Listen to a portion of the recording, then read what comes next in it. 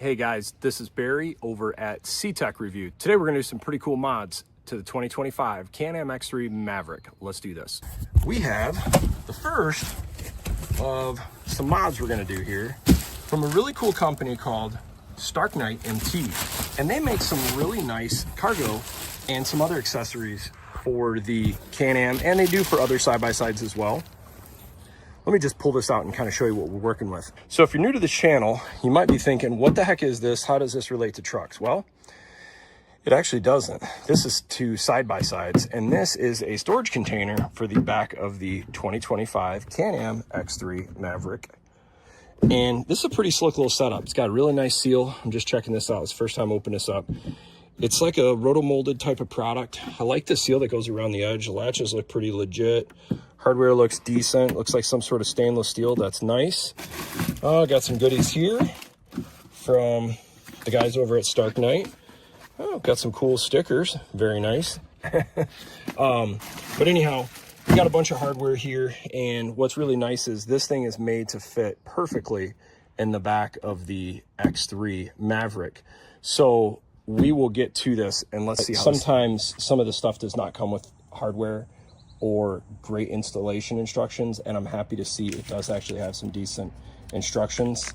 Kind of shows you how where the installation kind of goes and the latches. This is good because a lot of the products I've recently got do actually not have much mechanical ability at all. This is easy to go together. So they call this a spring washer. I would call it a lock washer, standard washer. I'm just going to show you the last one, kind of go in. Put everything in the neutral position. So it is slotted, so it gives you some adjustability for just different fit up in the machine, which is kind of nice. But you can kind of see I've got all the brackets now installed, and we'll tighten them down and go to the next step. By the way, follow the instructions to a T. That's going to be the best way to go. Some little different pads. Use some IPA. I recommend cleaning the surface off with something to make sure it'll hold in place, but it's going to be under pressure.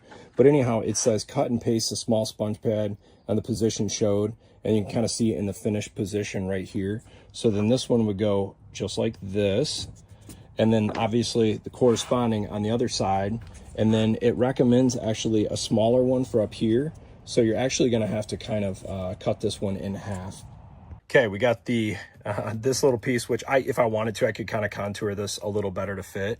And then we've got this piece down and these two. If there's one thing I've learned about adhesives, make sure your corresponding surfaces are clean. Push down for pressure for 30 seconds to a minute at minimum, and just to make sure it's got a real good hold before you go to the next step. Okay, so we've got all the pads of the insulation dampeners all in the position per the instructions, cleaned off, pressed down. We've got all the brackets in the neutral. The box about to go on, and I just want to show you a few things. So you see the little leg up above, it's going to go through that front hole there, and the same on the core. Neutral position, we notice that this side bracket looks like it's about right, but this one is off just a little bit. So what we're going to do is we're going to adjust our brackets right now and slide these out.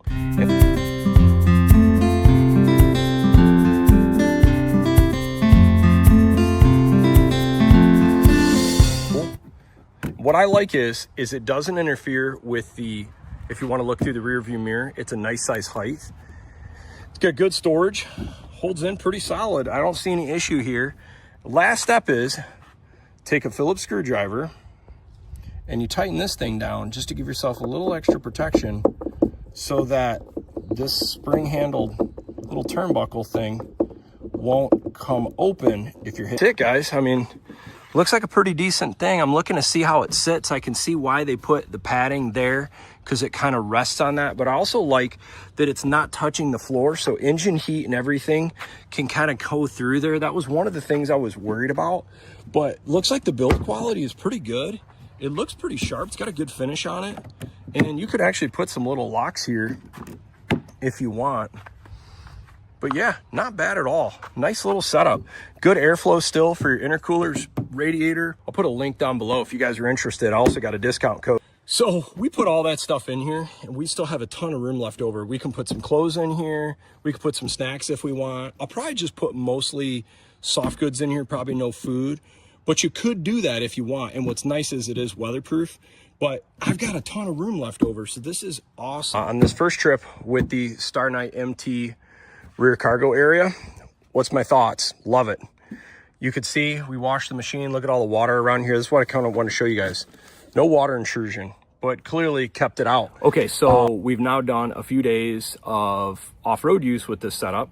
I think it's a pretty solid setup, and I can definitely make the recommendation. I didn't want to provide you guys a recommendation until I actually put some off-road abuse on this thing.